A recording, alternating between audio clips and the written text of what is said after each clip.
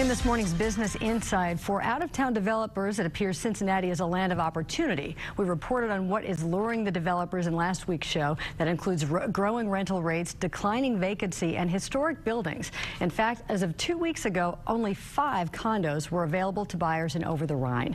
Business Courier reporter Tom Demeropoulos covers real estate and wrote this story. He joins Business Courier editor Rob Dahmeyer back in the studio. Gentlemen. Thank you very much, Peg. Tom, thanks for being here. So 3CDC really is the group that controls most of the residential stuff in Over the Rhine. Were they prepared for not, essentially, they're almost out of condos? Was this something that they sort of knew was going to happen? I think they saw this trend kind of coming, and they made some moves to try to jump on it as fast as they could, but they're still a little bit behind the curve. So, 3CDC had been seeing sales of about 30, 35 condos a year for the past couple of years. And then recently, those numbers really ramped up. It went to like 50 a year, 60 a year, 70 a year. And because of that, back in September, they announced 4 new projects that are going to add about 36 new condos and townhomes. The problem is we won't start seeing those units delivered. There's a 4-unit development that will be delivered in the next couple of weeks. And then the other 30 or so aren't going to be delivered until starting August, September, and later in the fall.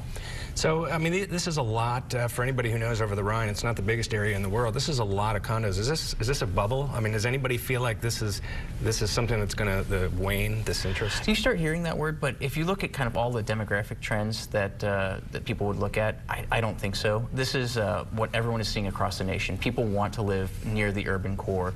They want a walkable neighborhood. They want to be able to go and get coffee and walk to work and go out to dinner, all within, a couple steps of their home.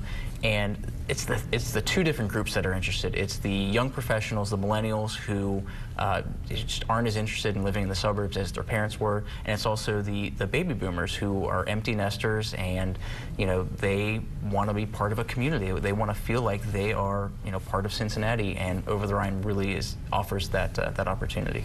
Well, it's been an amazing transformation. Again, for anybody who's spent any time in Over the Rhine, I remember when you just really didn't even want to drive through there, and now I couldn't even afford to live in a lot of the places. So thanks very much for being here. Thanks, Rob. And back to you. All right, thanks, Rob and Tom.